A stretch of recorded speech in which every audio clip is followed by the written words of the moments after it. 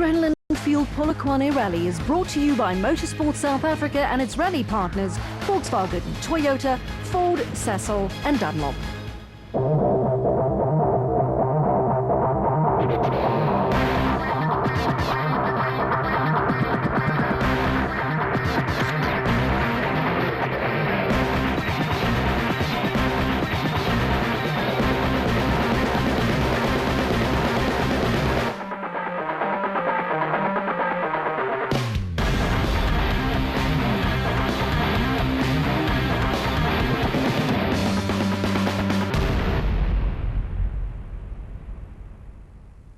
With just 2 events to go on the South African National Rally calendar, the teams have moved from the realms of their own skill and ability straight into the laps of the gods. After 6 rounds of the championship, Team Total's rally veteran Craig Trott holds what seems to be an unassailable lead, except of course if the rally gods decide to frown upon his success, which is not unheard of in the sport of highs and lows, triumphs and tears. This doesn't mean that the chasing pack led by young gun Ashley Haig-Smith in a Castrol-supported Ford Fiesta R2 is just going to roll over and wait for the old man to make off with all the spoils. As a matter of fact, Haig-Smith still has a very real shot at the title, though he'd need Trott to screw up in order to snatch the championship, and Trott isn't in the habit of falling off the road. Still, all it takes is a roll of the dice from the deities of the sport, resulting in a misfire or a broken gearbox, and the game would swing back in Haig-Smith's favour. In the meantime, though, he doesn't have many options. Well, there's a slight chance of us still winning, so we basically got to go for the 2 wins in this championship, and all decides on where Craig finishes. Haig-Smith may be one of the closest contenders to the crown, but he certainly isn't the only one. With 6 different winners in Class S1600 after 6 events, the entire field is bunched up like a bad day on the N1, waiting like predators for anyone ahead of them to slip up.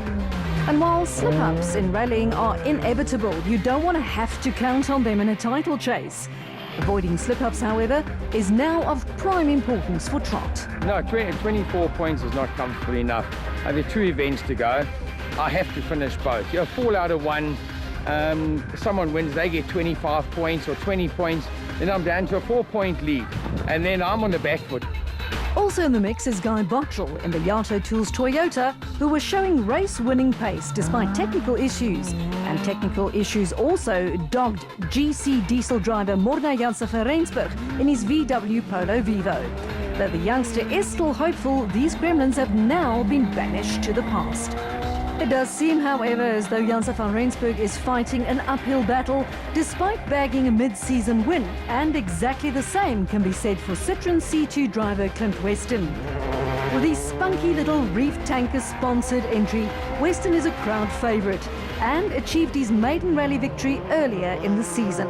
But bagging another victory is not easy. We about 40 points behind, first position, Craig Trott. But should anything happen, it really puts us back in the swing of things there for the championship. In the end, however, the championship is now a 2-horse affair, with Trott leading Haig-Smith by a comfortable margin. As he said, though, no margin is truly comfortable until the championship is in the bag, which is exactly why this next event out in Polokwane can make or break the season for either of them. After 6 events, Trott has a lead of 24 points over Haig-Smith, with 25 points available for a win. It's imperative for the Ford driver to make sure he's on the top step of the podium, and Trott needs to make sure he bags enough points to hang on to his lead without taking any real risks in the process. The rest of the field stacks up like this. Basie Lyle is in 3rd, barely hanging on to the 2 leaders, with Clint Weston in 4th, just a single point back.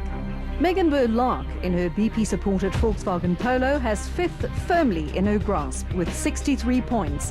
The rest of the field is bunched up as tight as can be, so any podium positions are likely to make a big difference. Winning the championship may only be in the grasp now of Trott and Haig-Smith, but a good result can push almost any competitor significantly up the leaderboard. But the cold numbers on the standings board hardly does justice to the highly competitive Class S1600 teams. Even though they're in the middle of the pack, Guy Bottrell and navigator Simon Vasey-Lyle won a hard-fought battle in round 5 of the championship as they steered their Toyota to the top step of the podium in the Toyota Cape Dealer Rally. The pair held on for the win despite a hard charge by Morne Janse van Rensburg and navigator Rikus Fourie, who had to settle for second. Championship leader Trott didn't feature on the podium, but still managed 4th, handing him 17 points. And since his nearest rival, Ashley Haig-Smith, couldn't muster more than 3rd on the podium after a roll on the Mickey Mouse stage at the end of day 1, the gap between the two main rivals hardly changed. But that was the Cape. The next round took place in Polokwane on the weekend of the 6th and 7th of October, where the stages were completely different to the ultra-high-speed roads around Caledon. Hot, dusty and barren, the Polokwane Rally was contested over 13 stages on farms to the north and south of what was formerly Petersburg. An interesting new addition to the field in Polokwane was the twin sister pairing of Janine and Michelle Lawrence, daughters of Etienne Lawrence, who is himself a highly accomplished rally driver. The pair fielded a KFC-supported Toyota Conquest and were itching to get out on the stages. I'm looking forward to it. I want to do good, just finish, you know. Yeah. The first day's stages were all to the north of the city, and at 31.2 kilometers, stage 1 was a great mass of hairpins and irrigation hubs, and a hell of a way to get the Polokwane Rally underway. The S2000 cars at the head of the field had churned up the stage significantly, making it tough for the S1600s, first of which was Guy Bottrell. We just didn't know where we were going because of the dust, engines overheating. I lost a lot of time there just because we didn't know where we were going. Ashley Haig-Smith, with Welsh navigator Craig Perry next to him, was one of the drivers who made it look relatively easy. And his time showed it too. The youngster was 35 seconds faster on stage 1 than Bottrell, giving him the early lead. Yeah, we're going well. Just trying to keep it neat and tidy at the moment. But yeah, we'll see. We had a good time apparently, but we can't go faster. But what about the championship leader, Craig Trott? Yeah, I battled the first probably 5 to 8 Ks. Yeah, out braking myself. I'm not overshooting. I overshot one corner, had to turn around. And I soon realized, okay, let's just start braking a little bit earlier. Make sure we get the double backs and what have you right, a little bit slower. Yeah, because you waste more time sort of braking at the death and overshooting. So towards the end, we sort of picked up the rhythm and realized where to brake and where not to brake. But these stages aren't really stages, man. You know, give us the forest and the sugarcane any day. Having posted only the 6th fastest time on the stage, the irrepressible Trott finds himself much lower down the leaderboard than what's comfortable, while his nearest championship rival Haig-Smith started with a bang.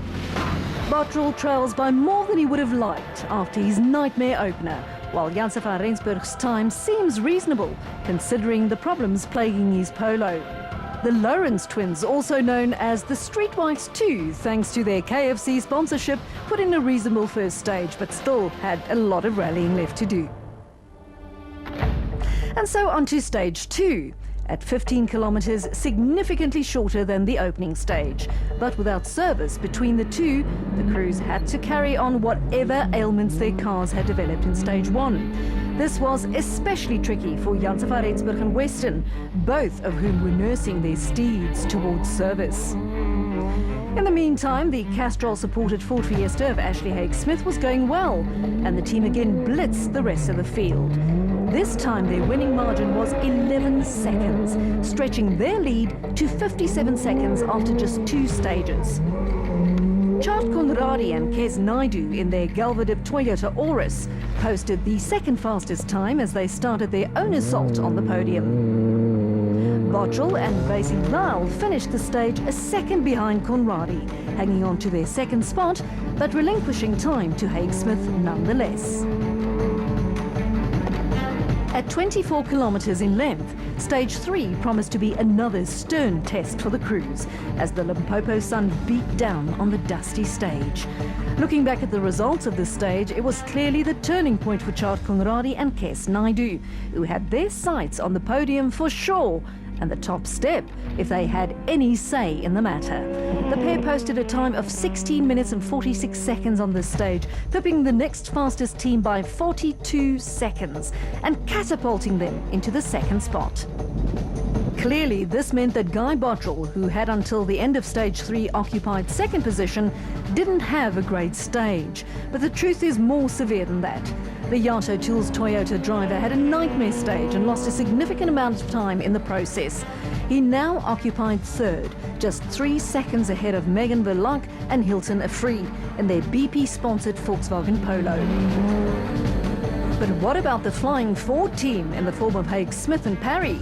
The pair had set the early pace and had a comfortable lead to work with, but a massive overshoot in the stage cost them dearly and cut their lead to just 30 seconds. So, after just over 70 kilometres of rallying, it was Haig Smith who still topped the leaderboard, albeit with a much smaller margin than before. Conradi and Naidu had catapulted into second, with Bottrell now dropping to third. Verloc managed fourth, with Dolf Coetzee and Piri Jordan in their Toyota Corolla attaining fifth. Championship leader Trott was in sixth position after 3 stages and had no answer for the faster cars in front of him. Next up was a visit to the Dunlop Service Park for much-needed R&R. That's repairs and refueling in rally terms. It was also a chance for the teams to reflect on their day so far. The normally upbeat Bottrell's event was turning a bit pear-shaped, and he seemed somewhat dejected. Every stage there's something major going on. First stage got dust with the S2000. Second stage, a fuel pump turned off twice, getting too hot. And now the third stage, we got lost and had to overtake 2 S2000s with the dust again. So it's not going well. Haig Smith, on the other hand, still had reason to smile, despite everything not quite going his way either. No, we had the last stage we had a big overshoot. My fault, obviously. I couldn't be in distance my navigator, so we've been a bit messy. But so far, in times, we've had a good day. We're still leading. I think it's still by a minute. So I think in the last loop we'll have a good push again and try and get a good 2-minute cushion for tomorrow. Trott was cautiously optimistic despite languishing in sixth. Look, stage 1, the 31k stage just didn't suit the car. Probably had a shocking stage time, but you know, the attrition rate is pretty high at the moment. Yeah, heat's taking its toll, probably the soft sand, the few ruts and ditches. We had a good stage time on stage 3. I think we got the second fastest time, or the fastest time. Stage 5 saw a return to what was stage 1 earlier in the day. Another run through the stage known as Kruger. By now, the stage had been churned up significantly, and the crews still had a lot of dust to deal with. But this didn't bother leader Haig Smith too much, it seemed. Yeah, we're going all right. We just had a bit of me being a bit messy, so it cost us about a minute in total now. We had an overshoot in the last one. In the meantime, early challenger Guy Bottrell's woes continued. It was okay. We're not having the greatest day. Had 2 overshoots there. I think we're just going to consolidate and just get the car to the end. Stage 5 was also the scene of the demise of Morne Janse van Rensburg and Rickers Fourie. In stage 3, like not even 2Ks into the stage, the motor went. We got a con run through the block. So, and then as we opened the bonnet, the alternator caught light. So we had to take one of our strikers, put it out. Another 2 repeat stages followed as the drivers returned to Schulenburg and Ullermans, both north of Polokwane. Conradi chose these 2 stages to launch an all-out assault on the lead and pipped Haig Smith to the stage win by 7 seconds on stage 6. He took another 30 seconds out of the Ford Fiesta team on stage 7, cutting Haig Smith's lead to just 15 seconds. Conradi again pushed hard on the short tarmac sprint at the end of the day, bringing Haig Smith's lead down to 14 seconds. Seems to be going well one stage, and then you have a bit of problems in the next stage, but all in all, I think we're lying good. Haig Smith himself had been going along nicely and hadn't had any real issues to deal with. The youngster was still very much upbeat about his chances to hang on for the win. It's going well now. We basically the last 2 loops we took it really easy. We can see Charles kind of starting to push a bit more, so he's probably our closest competitor. Third-placed Guy Bottrell and Simon Basie-Lyle had been nursing their Yato Tools Toyota along all day, and their crew was working furiously to keep them going. now this last stage, we've broken 3 engine mounts, the exhaust broke off and I lost gears because our whole engine's moved, the gears aren't lining up, and we've got 10 minutes to fix it before the next stage. So Championship leader Craig Trott and navigator Robbie Coetzee hadn't had the best day and were weighed down on the leaders. Still, Trott was positive about his chances. I'm not a fan of this flat out stuff, and it's quite rough and churned up. So, so I'm only too happy to be done with these stages. All that remained on day one was a short tarmac sprint around the Peter Mokaba Stadium, which again didn't influence the standings at all. So, after 8 stages of competitive rallying, it was still Haig Smith who had the lead, even though it had shrunk considerably thanks to the efforts of Chart Conradi. Bottrell was still clinging on to 3rd, while Trott had crept up into 4th. Villark was in 5th, Coetzee in 6th, and the Streetwise twins running a credible 7th.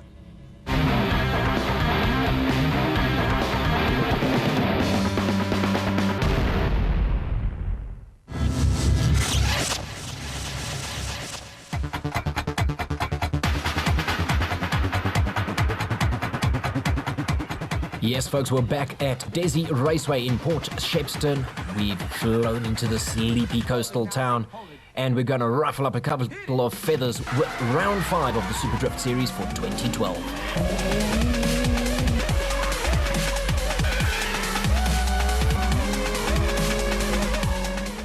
It's hearsay that he once broke Schumi out of C-Max with an aerosol and a mothball, and that he hand-reared his pet termite Octavius. Performance without cleaning and lubrication is nothing. Herschel, the winning formula.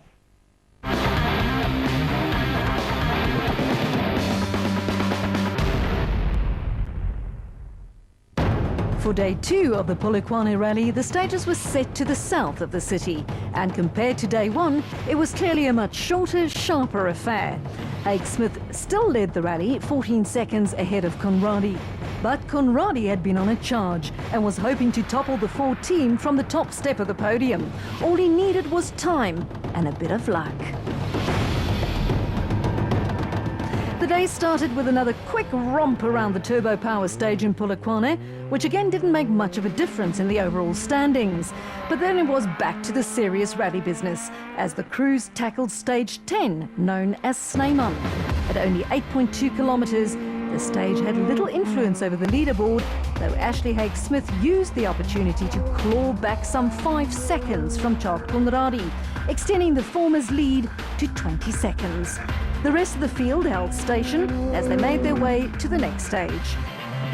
11 was a much longer, trickier stage, which offered a lot more opportunity to make up ground or lose it. Haig Smith again responded to the challenge from Conradi and beat the Galvadev-sponsored team by 13 seconds. This meant that Haig Smith's lead had now grown to 43 seconds, and it was clear that the 2-horse race was turning into a bit of a solo.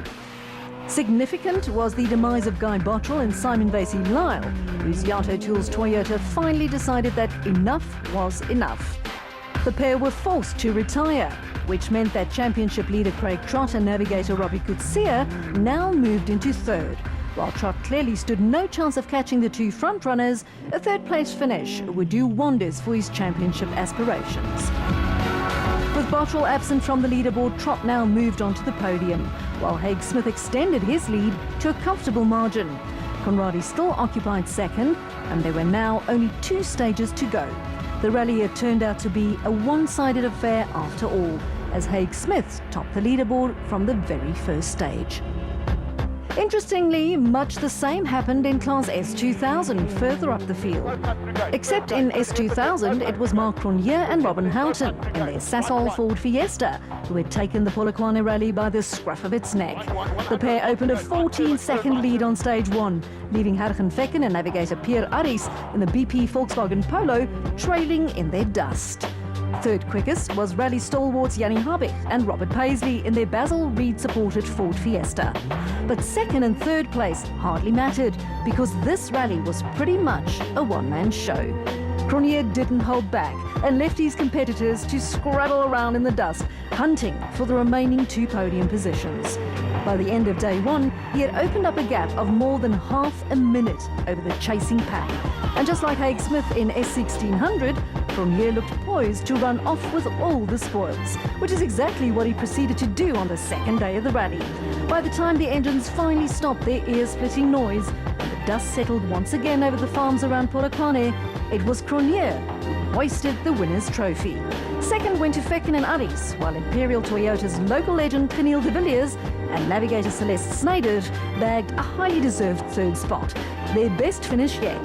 So Class S2000's overnight leader managed to hold on for the win on day two. But would things go the same way for the leader in S1600? The final gravel stage of the Polokwane Rally was the 10.3 kilometre affair known as Polokwane Brick. In Class S1600, the three podium finishes had pretty much been decided. All they needed to do here was survive and then not trip up on the final short tarmac stage. Leader Haig Smith was first to emerge from the stage, which in itself was a good sign. Not only that, but he also set the fastest stage time yet again and pipped Conradi by 40 seconds. Basically, it's been a good, nice battle.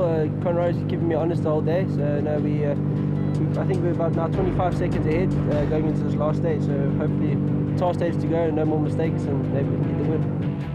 But while Conradi might have kept Haig Smith honest earlier in the day, the Galvadip Toyota was now in peril of not completing the rally, thanks to some snags on stage 12. Now we broke the radiator in the previous stage, and now we're just trying to survive. We can try and save the second place.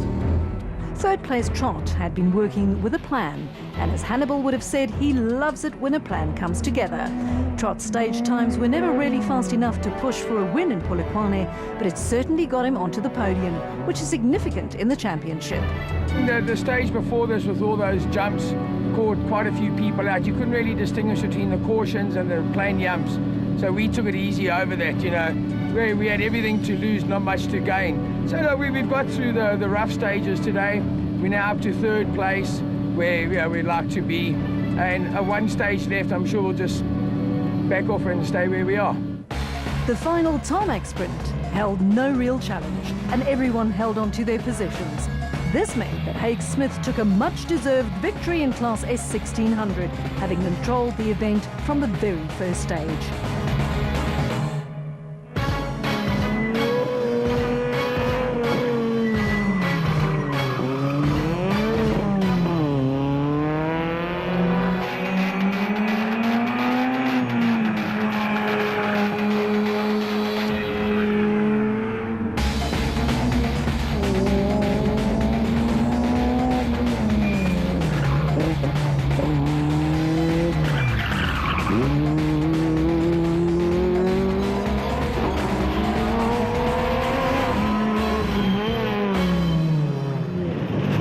So Haig Smith achieved exactly what he set out to do, maximum points. No, we've been a successful rally. From the start, it hasn't been an easy rally. We've been very tough. A lot of mistakes happened on my behalf. Chart kept me true in the end, so no, it was a good result. Keeps the championship a bit wide open for the end now. So it means Craig's got to give some whole arse. Equally stoked was second place Chart Conradi and Kes Naidu, who may not quite be in the running for the championship, but still found plenty of reason to smile in their success. We're a bit disappointed. I think we had a chance of winning, but sometimes it doesn't work out that way. The final step on the podium went to Craig, Trot and Robbie Kutsia, whose unexpected third place probably meant that they had the most reason to smile. Oh, look, I think I've always been under pressure for the last 3-4 events, always knowing I have to finish. And yet again, the championship lead has reduced. I'm 18 points in the lead. Going down to the final event in the wilderness, I still have to finish. So, yeah, the pressure's still on. Next up is the Garden Route Rally in Knysna, which is contested early in November. And with the championship all but in the bag, Trot will be looking forward to sealing the 8th championship of his rallying career. Unless, of course, the rally guards throw him a curved ball. In which case, youngster Haig Smith might just walk off with a trophy. Join us in Knysna for the final round of the 2012 National Rally Championship. The grit, dust and determination seen in the Polokwane Rally was brought to you by Motorsport South Africa and its rally partners Ford, Toyota, Volkswagen, Sasol and Dunlop.